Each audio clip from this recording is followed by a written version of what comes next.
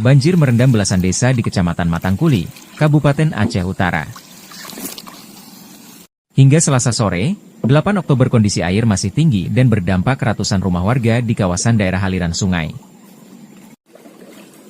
Selain merendam rumah warga, banjir juga melanda lahan pertanian. Setidaknya sekitar 370 hektar sawah yang sedang dalam masa tanam ikut tergenang. Ini menasah, Bang. Sejauh ini warga masih bertahan di rumah masing-masing. Muhammad Zulfadli, salah satu korban banjir asal desa Tanjung Haji Muda mengatakan, saat ini ada 19 desa di wilayah Kecamatan Matangkuli yang terendam banjir. Namun ada 7 desa yang terparah dan terisolir. Di antaranya desa Tanjung Haji Muda, Lawang, Siren, Munye Pirak, Pante Pirak, Aluto, dan Gampong Tumpok Barat.